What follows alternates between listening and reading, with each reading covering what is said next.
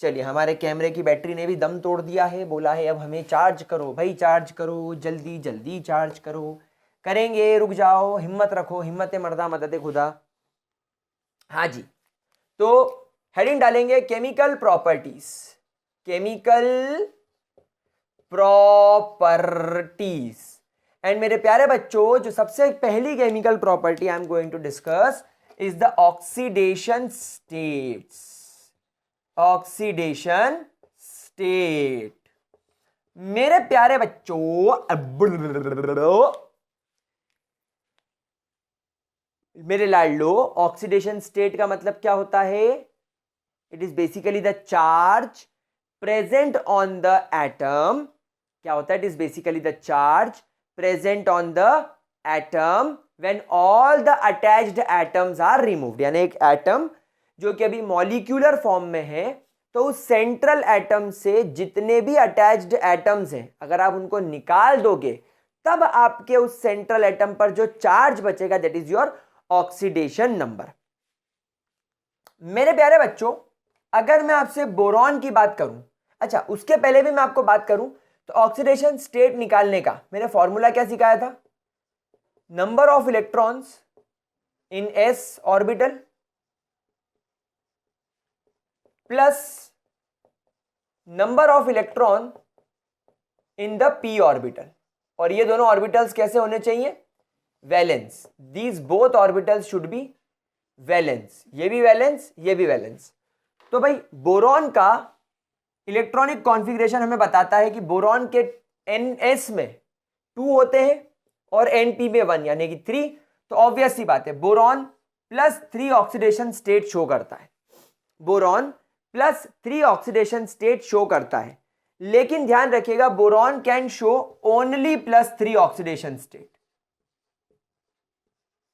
And it is very stable, and it is very stable. अब इसके पीछे बच्चे पूछते हैं कि सर ऐसा क्यों, ये +1 क्यों नहीं शो करता? क्योंकि आपने हमें बताया था कि बोरॉन के बाद में aluminium, indium, boron, aluminium, gallium, indium and thallium, ये लोग +3 तो शो करते हैं, लेकिन साथ ही साथ ये लोग +1 भी शो करते हैं। तो बोरॉन सिर्फ +3 क्यों शो करता है?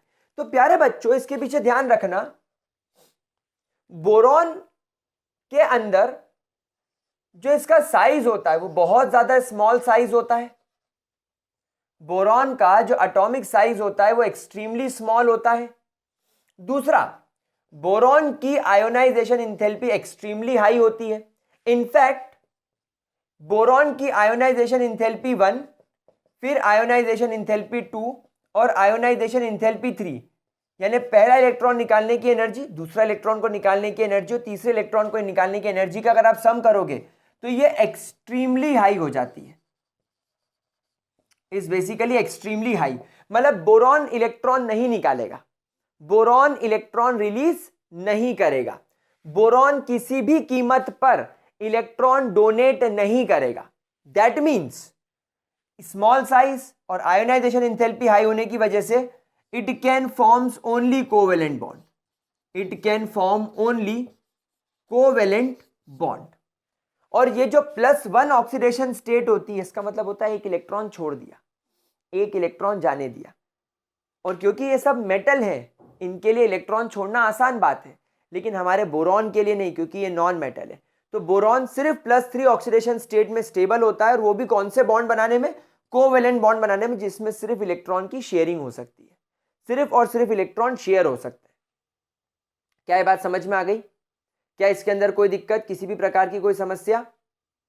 वहीं पर अगर मैं बात करूं एल्यूमिनियम की, तो एल्यूमिनियम वाले केस में एल्यूमिनियम का जो साइज होता है वो बढ़ जाता है, एल्यूमिनियम का साइज बढ़ जाता है, आयोनाइजेशन इंथैल्पी घट जाती है। In fact ionization enthalpy 1, ionization enthalpy 2 और आयोनाइजेशन इंथैल्पी 3, इन तीनों का सम भी घट जाता है, और इसी वजह से ये +3 ऑक्सीडेशन स्टेट शो करता है आयोनिक फॉर्म में। ये आयोनिक बॉन्ड बनाने के लिए बिल्कुल तैयार रहता है, बड़े आराम से, बिल्कुल बिना किसी चिंता के बिना किसी परेशानी के ये +3 ऑक्सीडेशन स्टेट शो करता है। क्या ये बात समझ में आ गई? क्या इसके अंदर किसी भी प्रकार की कोई दिक्कत? ठीक है, आगे बढ़े। अच्छा, और आगे चलते हैं। इसका स्क्रीनशॉट ले लिया? इसका स्क्रीनशॉट ले लिया। अच्छा, अब एक बात मैं आपको और बताना चाहूंगा। थोड़ा सा मैं आपको इनर्ट पेयर इफेक्ट के बारे में एक बार बता देता हूं। मैं आपको थोड़ा सा इनर्ट पेयर इफेक्ट के बारे में बता देता हूं। जैसे मेरे पास में बोरॉन है, एटॉमिक नंबर 5, तो ये इसका 1s के अंदर 2 इलेक्ट्रॉन, ये इसके 2s के अंदर 2 इलेक्ट्रॉन, और ये इसके 2p के अंदर 1 इलेक्ट्रॉन। अब आपके मन में सबसे पहला सवाल तो ये भी आना चाहिए कि यार सर इसको तो +1 ही शो करना चाहिए। भाई आपने बोला कि इसका साइज छोटा है, मैंने मान लिया। आपने बोला इसका आयोनाइजेशन एंथैल्पी 1, 2 और 3 का सम बहुत हाई है, मैंने मान लिया। तो फिर इसको +1 ऑक्सीडेशन स्टेट शो करना चाहिए। 1 इलेक्ट्रॉन शेयर कर ले, काम खत्म करे। ये 3 क्यों शो कर रहा है? तो बेटा वो 3 शो कर रहा है because of inert pair effect. Because of inert pair effect की वजह से। अब यहां पर इनर्ट पेयर इफेक्ट का मतलब समझना। इनर्ट पेयर इफेक्ट का मतलब क्या होता है? जो तुम्हारा वैलेंस शेल का ns ऑर्बिटल होता है, जो तुम्हारे वैलेंस शेल का ns ऑर्बिटल होता है, उसके इलेक्ट्रॉन डिनाई कर देते हैं। उसके इलेक्ट्रॉन डिनाई कर देते हैं to participate in bonding. Bonding में पार्टिसिपेट करने से मना कर दे। This effect is called as inert pair effect. तो यहां पर आप देखो, आपके 2s orbital is your valence shell orbital, valence shell का ns ऑर्बिटल है ये। तो अगर इनर्ट पेयर इफेक्ट लग रहा होगा तो ये 2s के इलेक्ट्रॉन बॉन्डिंग में पार्टिसिपेट करने से मना कर देंगे। लेकिन यहां पर ऑक्सीडेशन स्टेट देखकर मुझे क्लियरली समझ में आ रहा है कि नहीं, ये बॉन्डिंग में पार्टिसिपेट कर रहे हैं। तो because of inert pair effect, या because inert pair effect is not capable enough, it shows +3 oxidation state. मतलब यहां पर मैंने क्या बोला? यहां पर मैंने बोला कि आपके बोरॉन में इनर्ट पेयर इफेक्ट काम नहीं कर रहा है। क्यों नहीं कर रहा है? उसके पीछे रीजन समझो। भाई अभी मैंने आपको स्क्रीनिंग इफेक्ट समझाया था। स्क्रीनिंग इफेक्ट का मतलब क्या होता है? अंदर के शेल का इलेक्ट्रॉन वैलेंस शेल के इलेक्ट्रॉन पर रिपल्शन करता है। तो यहां पर ये तुम्हारा वैलेंस शेल है, ये तुम्हारा इनर शेल है। अच्छा, फिर मैंने ये भी सिखाया था कि अगर इनर शेल s या p ऑर्बिटल है तो पूरी जान से रिपल लगाएगा। तो यहां पर तुम्हारा ये s ऑर्बिटल इस वैलेंस शेल के s ऑर्बिटल पर रिपल्शन लगाएगा और पूरी जान से लगाएगा, क्योंकि मैं जानता हूं कि ये s ऑर्बिटल का रिपल्शन सबसे ज्यादा स्ट्रांग होता है, इसका स्क्रीनिंग इफेक्ट सबसे ज्यादा स्ट्रांग होता है। तो ये अंदर का s ऑर्बिटल इस वैलेंस शेल के s ऑर्बिटल को रिपेल करेगा, और इस रिपल्शन की वजह से इसके दोनों इलेक्ट्रॉन में से एक इलेक्ट्रॉन उछल के यहां जाकर बैठ जाएगा। तो नाउ बोरॉन के पास में 3 अनपेयर्ड इलेक्ट्रॉन हो गए। इस वजह से ये +3 ऑक्सीडेशन स्टेट शो करेगा। और कोवेलेंट क्यों शो करेगा? क्योंकि एटम छोटा है, आयोनाइजेशन एंथैल्पी ज्यादा है, इसलिए इसके ये तीनों एटम डोनेट नहीं करेगा, शेयर करेगा, सिर्फ कोवेलेंट बॉन्ड बनाएगा। क्या ये बात समझ में आ गई मेरे प्यारे बच्चों को? क्या ये बात मेरे प्यारे प्यारे गुलगुलों को बड़े आराम से समझ में आ गई? तो now you are understanding what is the inert pair effect. क्या ये चीज क्लियर हो गई? पक्की बात? चलो इसका स्क्रीनशॉट ले लो जरा जल्दी से, ताकि मैं आगे बढ़ सकूं। चले, कोई दिक्कत, कोई परेशानी? चलिए बहुत बढ़िया। अब चलते हैं एल्यूमिनियम की तरफ। अब हम लोग चलते हैं एल्यूमिनियम की तरफ। भाई एल्यूमिनियम का इलेक्ट्रॉनिक कॉन्फ़िगरेशन क्या होगा? अंदर की तरफ मैं लिख देता हूं नियॉन, नियॉन के बाद में यहां पर लिख देता हूं 3s में 2 इलेक्ट्रॉन और 3p के अंदर 1 इलेक्ट्रॉन। तो इस हिसाब से +1 ऑक्सीडेशन स्टेट तो शो हो रहा है, लेकिन बहुत कम। क्यों? क्योंकि तुम्हारे नियॉन का कॉन्फ़िगरेशन भी क्या है, 2s2 2p6 और 1s2। अब बेसिकली यहां पर आपका 2p 3s को शील्ड कर रहा है और साथ साथ में 2s भी मदद कर रहा है। सो 2s और 2p मिलकर इस 3s पर स्क्रीनिंग इफेक्ट लगा रहे हैं और इस वजह से ये उछल के करीब यहां बैठ गया, तो +3 भी शो करने लग रहा है ये।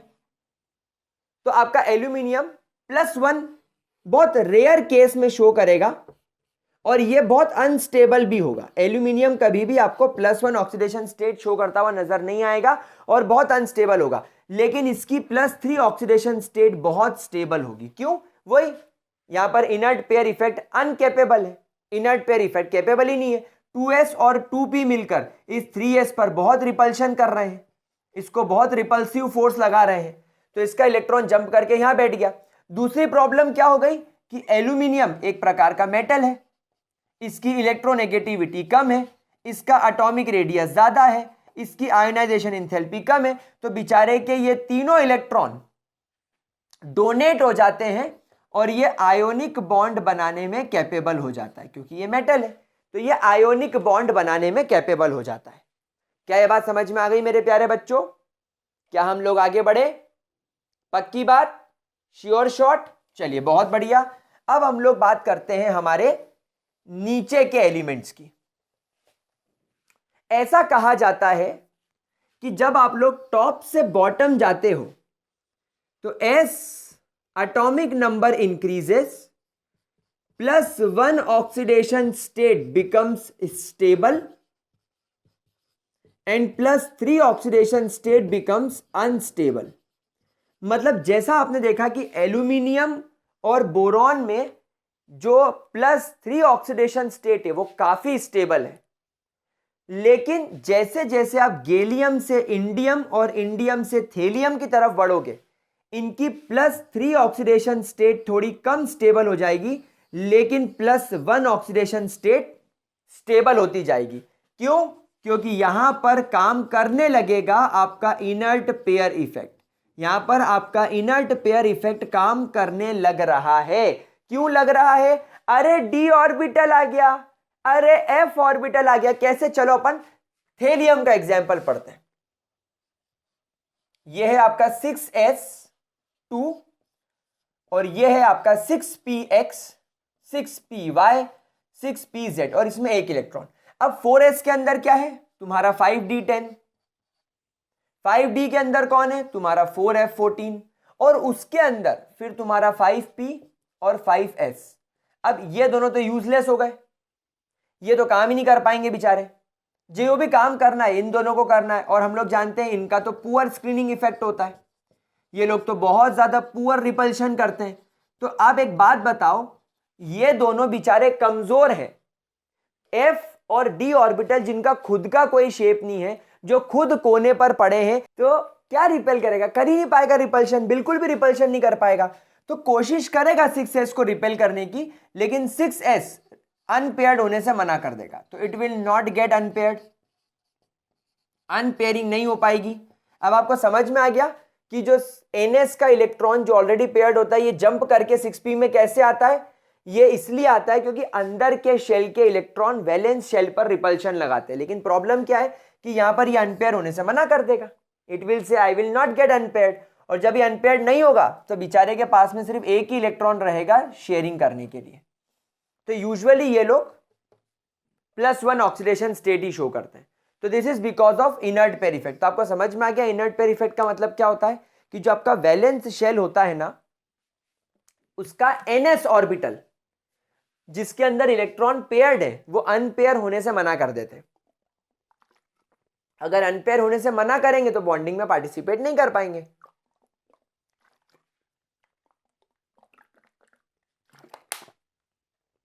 समझ में आ गया मेरे बच्चे लोगों को? कोई परेशानी किसी भी तरीके की? 100% क्लियर? तो अब आप खुद देख लो, गैलियम में कौन अटकेगा? 3d10, इंडियम में 4d10, लेकिन थेलियम के अंदर 5d10 और 4f14। तो इसके अंदर इनर्ट पेयर इफेक्ट सबसे ज्यादा मजबूत होगा। तो down the group inert pair effect बढ़ने लगता है, down the group inert pair effect बढ़ने लगता है। देयरफॉर जो +1 ऑक्सीडेशन स्टेट है वो एल्यूमिनियम में सबसे कम, फिर गैलियम में, फिर इंडियम में और फिर थेलियम में। लेकिन वहीं अगर मैं +3 ऑक्सीडेशन स्टेट की बात करूं तो वो बोरॉन में सबसे ज्यादा, फिर एल्यूमिनियम, फिर गैलियम, फिर इंडियम, और थेलियम तो शो ही नहीं करेगा, शो ही नहीं करेगा। ठीक है मेरे प्यारे बच्चों, तो मेरे लाडले बच्चों, क्या चीज क्लियर आ गई? कोई परेशानी? ठीक है, पक्की बात? देख लो इसको, आराम से देख लो, नोट कर लो, नोट कर लो, नोट कर लो। तो गाइस इनर्ट पेयर इफेक्ट का मतलब आई होप आप लोगों को समझ में आ गया है। I hope now you understand what is inert pair effect. ठीक है, इनर्ट पेयर इफेक्ट का मतलब दो चीजों पर डिपेंडेंसी, कि आपके इनर शेल इलेक्ट्रॉन्स कौन से ऑर्बिटल में है। क्या वो एस ऑर्बिटल में है तो इनर्ट पेयर इफेक्ट काम नहीं करेगा। वैलेंस शेल के एनएस ऑर्बिटल के अंदर पेयर्ड इलेक्ट्रॉन अनपेयर हो जाएंगे, बॉन्डिंग में पार्टिसिपेट करेंगे। पी ऑर्बिटल है तो भी हो जाएगा, लेकिन अगर डी ऑर्बिटल और एफ ऑर्बिटल है तो वैलेंस शेल का एनएस ऑर्बिटल का इलेक्ट्रॉन जो कि पेयर्ड है वो बॉन्डिंग में पार्टिसिपेट करने से मना कर देगा, क्योंकि डी और एफ ऑर्बिटल का एनएस ऑर्बिटल के इलेक्ट्रॉन्स के ऊपर जो रिपल्शन होगा वो बहुत कम होगा, नेग्लिजिबल होगा, इसलिए वो अनपेयरिंग से मना कर देगा। एक सीधा सा लॉजिक याद रखो कि एक घर है जिसमें न्यूक्लियस, तुम्हारे घर में मम्मी पापा और तुम्हारी दादी दादा, तुम्हारी दीदी वगैरह है। एस और पी ऑर्बिटल दो बच्चे हैं जो शुरुआत से घर में रहे हैं मम्मी पापा के पास, और डी और एफ ऑर्बिटल दो ऐसे बच्चे जिनको पैदा होते ही हमने हॉस्टल भेज दिया। तो जब तुम्हारे घर में कोई शादी होगी या तुम्हारे घर में जब पेंट वेंट होगा या तुम्हारे घर में रेनोवेशन होगा, तो घर के अंदर सबसे ज्यादा इंटरेस्ट कौन लेगा कि मेरे को तो मेरा कमरा ऐसा चाहिए, मैं मेरे कमरे में स्टूडियो बनाऊंगा, मैं शादी में ये कपड़े पहनूंगा? कौन? जो दिन भर घर में रहा है, एस और पी। लेकिन जो बच्चा हॉस्टल में रहा है उसको क्या लगा है, मेरे को कोई फर्क नहीं पड़ता, मैं तो छुट्टी में आया हूँ, मैं तो मस्त मम्मी के हाथ का खाना वाना खाऊंगा, तेरे को तेरा कमरा जैसा करने का कर, मेरा कमरा तो हॉस्टल है, अपनी लाइफ तो हॉस्टल में कट रही है, तेरे को जो करना हो कर ले। मतलब घर के कामों में वो लोग इंटरेस्ट नहीं लेंगे जो बाहर रहते हैं। तुम्हारा डी और एफ ऑर्बिटल वो न्यूक्लियस से दूर है, तुम्हारा न्यूक्लियस घर है, घर में दो बच्चे एस और पी ऑर्बिटल वो न्यूक्लियस के बड़े करीब है। तो जब भी न्यूक्लियस किसी और को अपनी ओर आता देखेगा, जब न्यूक्लियस किसी और को अपनी ओर बुलाएगा, सबसे ज्यादा जलेगी किसकी? जो घर के अंदर रहता है। तुम खुद सोचो ना, तुम्हारा एक कमरा है, तुम्हारे मम्मी पापा तुम्हारे न्यूक्लियस है, या तुम्हारा कमरा तुम्हारा न्यूक्लियस है, तुम उस कमरे के अंदर रहते हो, तुम एस ऑर्बिटल हो गए, या तुम्हारा भाई भी तुम्हारे साथ रहता है, तुम दोनों एस और पी ऑर्बिटल हो गए। अब तुम्हारा कजिन आ रहा है डी ऑर्बिटल या वैलेंस शेल, तुम्हारा कजिन कौन है? वैलेंस शेल का इलेक्ट्रॉन, वो तुम्हारे घर में आ रहा है, तुम्हारी ऊपर नीचे हो रही, मेरा PS2 खराब कर देगा, मेरा PS5 खराब कर देगा, मेरे लैपटॉप में उंगली करेगा, मेरे कैमरे में उंगली करेगा, मेरी प्राइवेसी खराब करेगा, मेरे को पढ़ने नहीं देगा, मेरा ये में, तुमको बहुत तकलीफ होगी। लेकिन अगर मान लो तुम हॉस्टल में रहते हो, यानी अब तुम डी या एफ ऑर्बिटल हो गए, तुम हॉस्टल में रहते हो, तुम छुट्टियों में तुम्हारे घर आए, तुम्हारे कमरे में आए, क्या फर्क पड़ता है, 1 महीने तो रहना है। तुम्हारा कजिन आ रहा है, ये वैलेंस शेल है, तुम्हारा कजिन आ रहा है, वो भी वैलेंस शेल ही है, वो भी तुम्हारे साथ कमरे में हो, तो क्या फर्क पड़ता है, तू उधर सो मैं उधर सो, यहाँ भी हॉस्टल की तरह एंजॉय करेंगे। तो डी और एफ ऑर्बिटल क्योंकि न्यूक्लियस से दूर होते हैं, वो वैलेंस शेल के इलेक्ट्रॉन पर ज्यादा रिपल्शन नहीं लगा पाते, क्योंकि खुद ही इंटरेस्टेड नहीं है, खुद ही बिखरे हुए। लेकिन जो एस और पी ऑर्बिटल है वो न्यूक्लियस से करीब होने की वजह से वो बिल्कुल सहन नहीं करेगा कि न्यूक्लियस वैलेंस शेल के इलेक्ट्रॉन को अपनी ओर लेके आए, वो उसको बोलेंगे चल कट, उस पर रिपल्शन लगाएंगे। क्या बात समझ में आ गई? तो this is the first chemical property, oxidation state. ठीक है गुलगुलो, यहां तक क्लियर हुआ? चलो आगे बढ़े। Now one more important point जो हमें अभी तुरंत डिस्कस करना है, कि जब कभी भी आप इन बोरॉन फैमिली के मेंबर्स को देखोगे, फॉर एग्जांपल मैं बोरॉन को ही ले लूं, तो आप लोग सब जानते हो बोरॉन का एटॉमिक नंबर 5 होता है, एंड बोरॉन के आउटर मोस्ट शेल में you will be observing 3 electrons. तो जब कभी भी बोरॉन किसी एटम के साथ में इस प्रकार से कोवेलेंट बॉन्डिंग में जाएगा,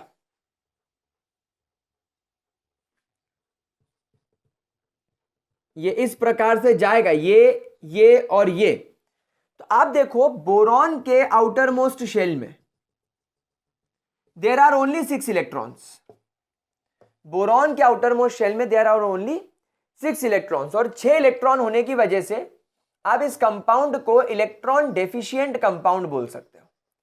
ये क्या है? These are basically electron deficient compound.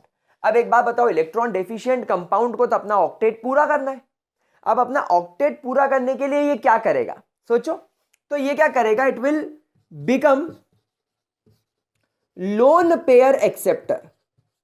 It will become lone pair acceptor. अब मान लो जैसे अमोनिया आ गया, अमोनिया NH3, हम लोग जानते हैं अमोनिया के पास में एक्स्ट्रा लोन पेयर है, तो इसको बोला जाता है इलेक्ट्रॉन रिच कंपाउंड। आप लोगों को पता ही है, अपन ने हाइड्रोजन चैप्टर के अंदर पढ़ा था, ये इलेक्ट्रॉन रिच हाइड्राइड है। तो ये अपना लोन पेयर पूरी तरीके से इसको डोनेट कर देगा, एक कोऑर्डिनेशन बॉन्ड बना लेगा। This bond will be called as coordination bond. तो ये आपका एक कोऑर्डिनेशन बॉन्ड बन गया, और आपके बोरॉन का अब आउटर मोस्ट शेल में इसका ऑक्टेट अब आप देख सकते हो कि पूरा हो गया। ये देखो, अब इसका ऑक्टेट पूरा हो गया। तो जो लोन पेयर एक्सेप्ट कर लेता है वो बन जाता है ल्यूविस एसिड। वो क्या बन जाता है? Lewis acid. तो यहां पर ammonia is acting as a Lewis base, क्योंकि इसने इलेक्ट्रॉन पेयर डोनेट किया है, but your boron is basically Lewis acid. तो हमेशा ध्यान रखना, ये लोग ल्यूविस एसिड की तरह एक्ट करेंगे। आपके जो ग्रुप 13 के कंपाउंड होंगे, जब कभी भी अपने +3 ऑक्सीडेशन स्टेट में होंगे,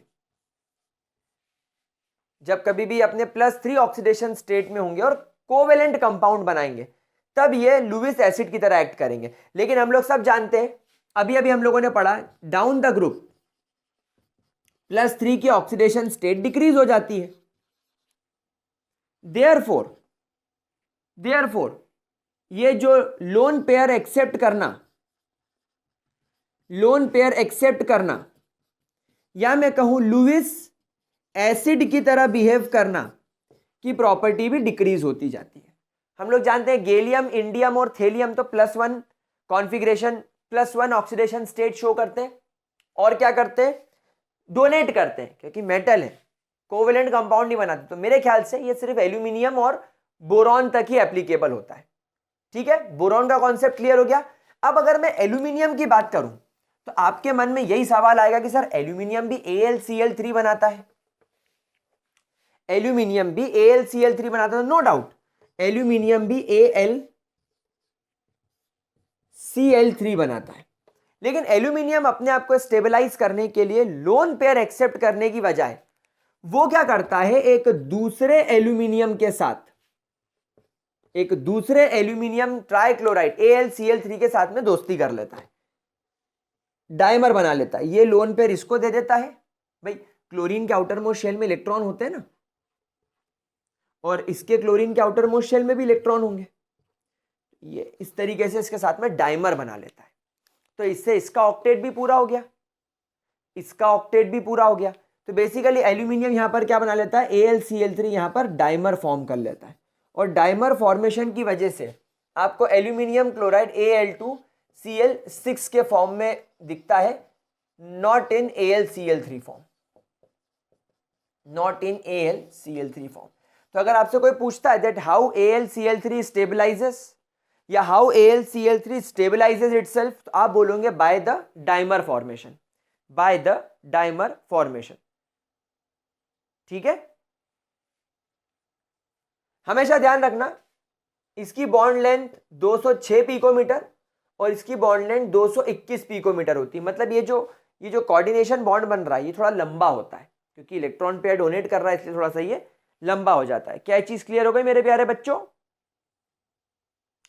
ठीक है, कोई परेशानी, किसी भी तरीके की कोई दिक्कत? चलिए ग्रेट। एक छोटा सा पॉइंट मैं आपको और समझा दूं, जब कभी भी आप आपके इन कंपाउंड्स को हाइड्रोलाइज करोगे, फॉर एग्जाम्पल जैसा आपने BCl3 को हाइड्रोलाइज किया, BCl3 को जब कभी भी आपने हाइड्रोलाइज किया, हाइड्रोलाइज मतलब आपने इसको पानी के साथ में आपने इसका ट्रीटमेंट किया, तो ये बना लेगा BOH4 नेगेटिव।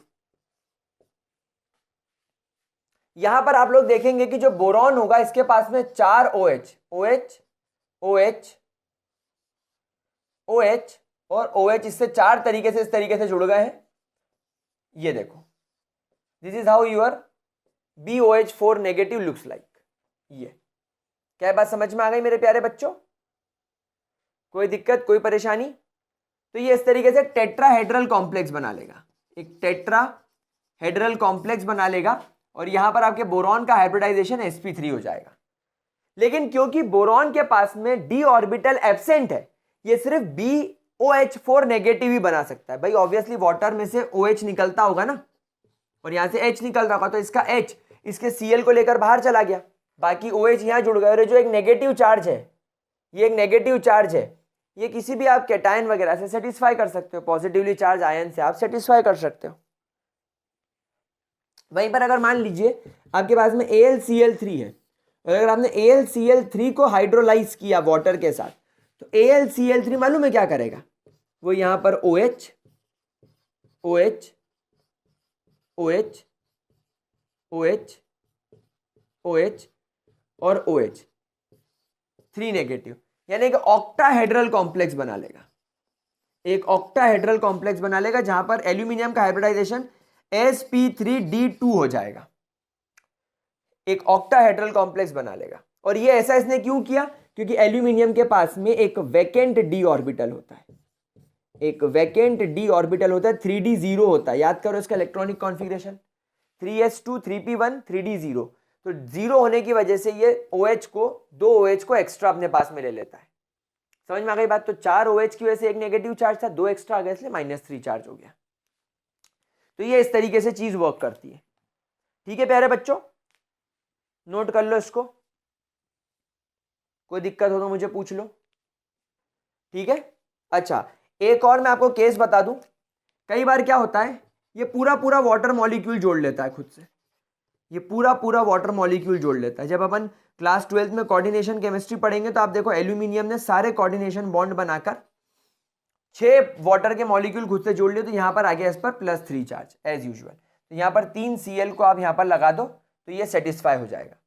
तो ये इस तरीके से जुड़ता है। आपने AlCl3 के साथ में +6 पानी के मॉलिक्यूल जोड़ दिए, तो 6 अंदर जुड़ गए, क्लोरीन वहीं रह गया।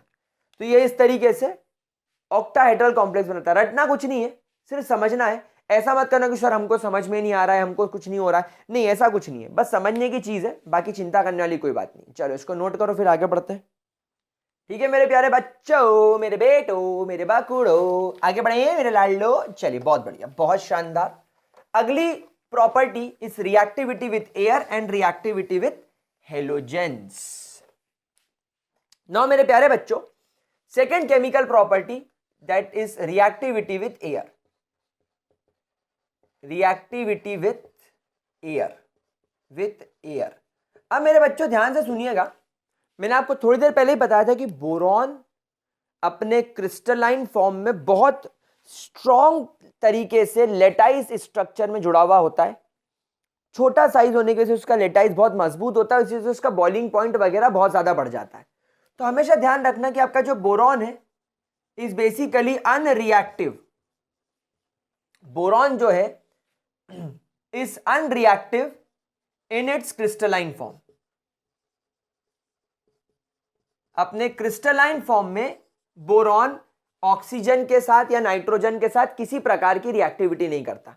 वहीं अगर मैं एल्यूमिनियम की बात करूं तो aluminium also forms a protective oxide layer, forms a protective oxide layer, एक प्रोटेक्टिव ऑक्साइड लेयर बना लेता है which prevents its reaction, which prevents its reaction with air। मतलब जैसे फॉर एग्जाम्पल, आपको पता नहीं दिख रहा है या नहीं, लेकिन यहां पर हमारे पास में ये बोर्ड पर ये जो क्लिप लगा हुआ ये एल्यूमिनियम का है। आई होप आपको दिख रहा होगा। हाँ ये देखो, ये जो क्लिप है ये एल्यूमिनियम का है। जब ये बोर्ड में खरीद के लाया था तब इसके एल्यूमिनियम की एक अलग ही टाइप की शाइनिंग थी, एकदम बहुत प्यारी शाइनिंग कर रहा था। लेकिन धीरे धीरे वक्त के साथ 2-3 सालों में इसके ऊपर एक हल्की सी ग्रे कलर की लेयर डिपॉजिट हो गई। वो क्यों हो गई है? क्योंकि एल्यूमिनियम ने क्या करा, जो सरफेस पर एल्यूमिनियम था उसने इन्वायरमेंट के ऑक्सीजन के साथ में केमिकल रिएक्शन करके एल्यूमिनियम ऑक्साइड की एक प्रिवेंटिव लेयर चढ़ा दी। तो अब एल्यूमिनियम की सरफेस ऑक्साइड की लेयर से ढक गई, तो जो अंदर का एल्यूमिनियम है वो प्रोटेक्ट हो गया। अब वो फर्दर रिएक्शन कर ही नहीं सकता। तो एल्यूमिनियम और बोरॉन एयर के साथ में अनरिएक्टिव रहते हैं। मतलब आपको वैसी केमिकल रिएक्शन जैसी कि आपने सोडियम या पोटेशियम के साथ देखी थी कि एयर में रखते ही भब भब भब भब भब करके जलने लगेगा, या तड़ तड़ तड़ तड़ तड़ तड़ करके जलने लगेगा, ततड़ ततड़ ततड़ करके जलने लगेगा, ऐसा कुछ भी नहीं होगा, फुस्सी हो जाएगा। हाँ, लेकिन अगर आपके पास में एमॉर्फस बोरॉन है, अगर आपके पास में एमॉर्फस बोरॉन है या एल्यूमिनियम है, एमॉर्फस का मतलब सर बता दीजिए, पाउडरी फॉर्म में, एकदम पाउडर जैसा, बिल्कुल बारीक पीसा हुआ।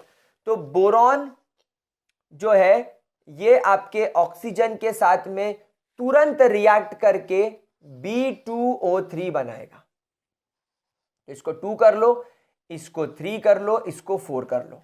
सिमिलरली आपके 4 moles of aluminium 3 moles of oxygen के साथ में तुरंत रिएक्ट करके एल्यूमिनियम ऑक्साइड बनाएंगे। क्या ये बात क्लियर हो गई?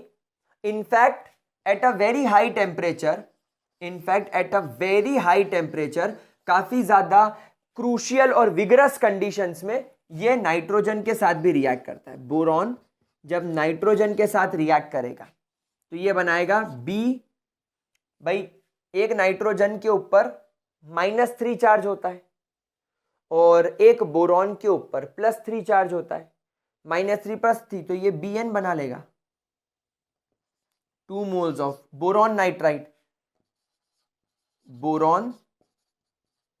नाइट्राइड बना लेगा। और आपके 2 मोल्स ऑफ एल्यूमिनियम नाइट्रोजन के साथ में एल्यूमिनियम नाइट्राइड बना लेंगे, ALN, एल्यूमिनियम नाइट्राइड। तो ये भी रिएक्शन होती है, एल्यूमिनियम नाइट्राइड और बोरॉन नाइट्राइड का फॉर्मेशन होता है, बट ध्यान रखिएगा it is at a very high temperature. ठीक है। अच्छा, एक इंपॉर्टेंट बात मैं आपको यही बता दूं, क्योंकि बोरॉन एक नॉन मेटल है तो इसका जो ऑक्साइड है, ऑक्साइड ऑफ बोरॉन, भाई बोरॉन कैसे नेचर का है? नॉन मेटेलिक नेचर का है, तो बोरॉन का ऑक्साइड एसिडिक नेचर का होगा। ठीक है। लेकिन वहीं पर एल्यूमिनियम का ऑक्साइड समवॉट एम्फोटेरिक नेचर का हो जाएगा। मतलब वक्त आने पर एसिड, वक्त आने पर बेस, क्योंकि मीडियोकर पोजीशन है। और उसके अलावा तुम्हारा गैलियम, इंडियम और थेलियम, इनके जो ऑक्साइड्स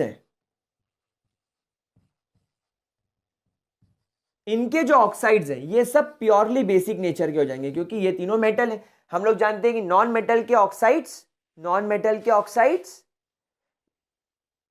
एसिडिक नेचर के और मेटल के ऑक्साइड्स बेसिक नेचर के। Is that clear to you लाडले बच्चों?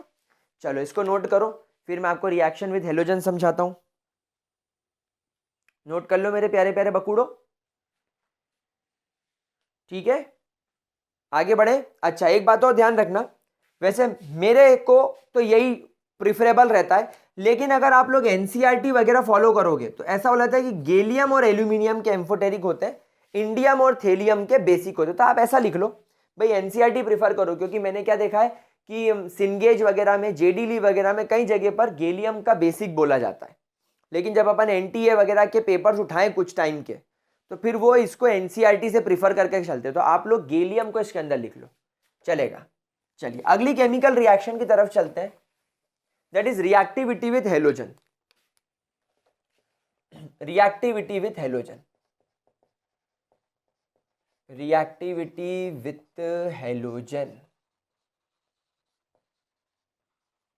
अब प्यारे बच्चों, हेलोजन के साथ तो बिल्कुल डायरेक्ट रिएक्शन होती है, कोई चिंता वाली बात नहीं है। कोई भी आपका बोरॉन फैमिली का मेंबर जब हेलोजन के साथ रिएक्ट करेगा तो MX3 टाइप का कंपाउंड बनाएगा। ठीक है, it will form MX3 type of compound. For example अगर आपके पास में एल्यूमिनियम है और आपने क्लोरीन ले लिया तो यहां पर आप सब पढ़ चुके हो AlCl3 का फॉर्मेशन होगा। यहां पर एक एक्सेप्शनल केस ध्यान रखिएगा, हेलियम। क्यों? क्योंकि हम लोग सब जानते हैं due to inert pair effect, due to inert pair effect it cannot show +3 oxidation state, it cannot show +3 oxidation state।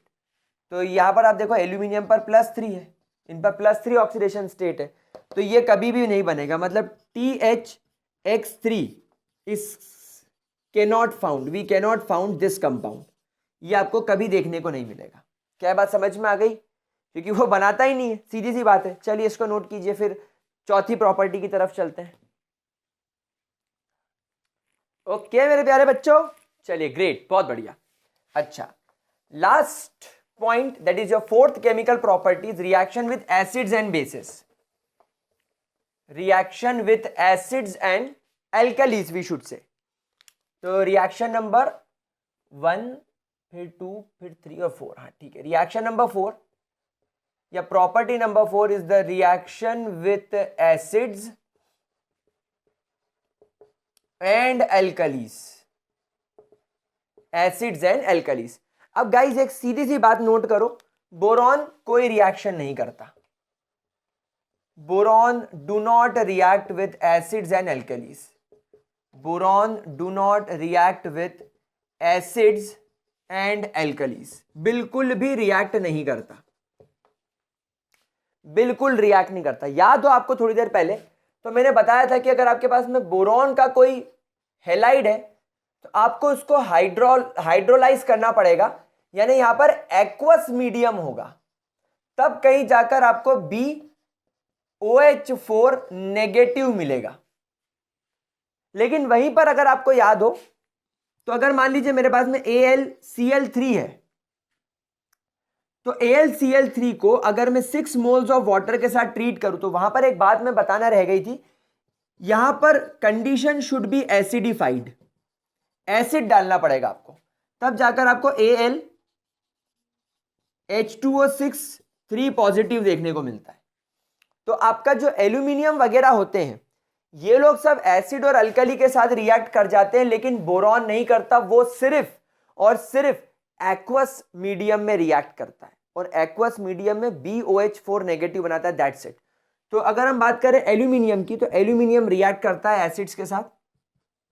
अगर आप एल्यूमिनियम को HCl के साथ ट्रीट करोगे तो it will give you AlCl3 और हाइड्रोजन नाम की गैस इवॉल्व होगी।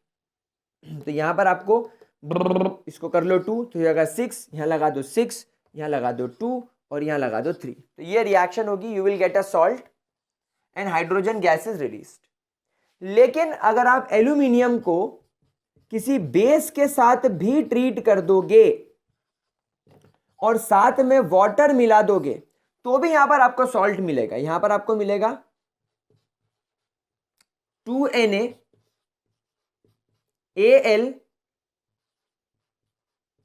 AlOH4 plus 3 moles of hydrogen gas is released. इसको लगाएगा टेट्रा हाइड्रोक्सो एल्यूमिनेट।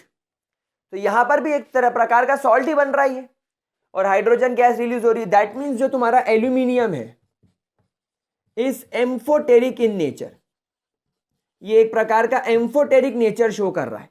मतलब एसिड के सामने एल्यूमिनियम बेस बन गया और बेस के सामने एल्यूमिनियम एसिड बन गया। तो ये भी एक इसकी बहुत इंपॉर्टेंट प्रॉपर्टी है एल्यूमिनियम की जो आपको नोट करनी है। लेकिन गैलियम, इंडियम और थेलियम क्यों नहीं पढ़ाया? क्योंकि वो प्योर मेटल्स हैं, वो प्योर मेटल्स हैं, वो सिर्फ सॉल्ट के साथ रिएक्ट करेंगे, बेसिस के साथ में उनकी रिएक्टिविटी आपको ज्यादा देखने को नहीं मिलेगी। चलिए इसको नोट कर लीजिए। अब मैं आप लोगों को हमारे ग्रुप 13 का लास्ट पॉइंट पढ़ा दूं, क्योंकि ग्रुप 13 में से न्यू सिलेबस के हिसाब से 2021 के सिलेबस के हिसाब से, क्योंकि हम वही कवर कर रहे हैं, सम इंपॉर्टेंट कंपाउंड्स हट चुके हैं, अभी तक जहां तक मुझे पता है वो हट चुके हैं। तो इस लेक्चर में, इस पार्ट में मैं सिर्फ बोरॉन के लास्ट टॉपिक डिस्कस करूंगा, that is some important trends in the properties of boron. Boron की प्रॉपर्टी के सम इंपॉर्टेंट ट्रेंड्स की हम लोग यहां पर बात करेंगे। वैसे सारे ट्रेंड्स में डिस्कस कर चुका हूं, एक एक बार आपके साथ में और डिस्कस कर लेता हूं। जैसे मैंने आपके साथ में पहला ट्रेंड क्या बताया था कि इस ग्रुप के जितने भी एलिमेंट्स हैं, जैसे कि बोरॉन, एल्यूमिनियम, गैलियम, इंडियम, ये लोग, इनके एलिमेंट्स आपको ट्राइक्लोराइड बनाते हुए दिखाई देंगे, आप लोगों को ट्राई ब्रोमाइड बनाते हुए दिखेंगे, आप लोगों को ट्राई आयोडाइड बनाते हुए दिखेंगे, यानी कि आपको MCl3 दिखेगा, MBr3 दिखेगा और आपको Mi3 देखने को मिलेगा, ये आपको देखने को मिलेगा। और ये सब एसिडिक कंडीशन के अंदर हाइड्रोलाइज हो सकते हैं, and they all can get hydrolysed, और ये सब हाइड्रोलाइज्ड हो सकते हैं इन एसिडिक और alkaline condition, but not boron. Boron यहां पर एक्सेप्शनल केस है। जैसे मैंने आपको बताया, बोरॉन सिर्फ और सिर्फ एक्वस कंडीशन में ही हाइड्रोलाइज होगा, it will get only hydrolyse in the aqueous condition, यानी आपको सिर्फ पानी मिलाना है, एसिड बेस कुछ भी नहीं। बोरॉन एसिड बेस के साथ रिएक्ट ही नहीं करेगा। दूसरी बात मैंने आपको क्या बताई थी, बोरॉन अपने ट्राइफ्लोराइड फॉर्म में is a very good Lewis acid.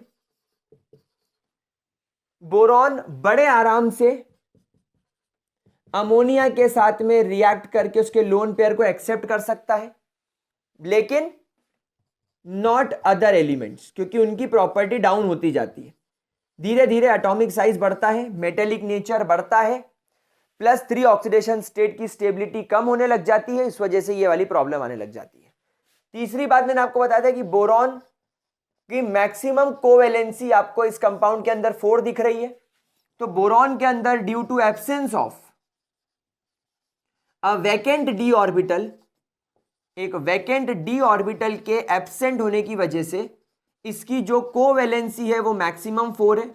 It's covalency is 4 at maximum 4 है, but rest of the members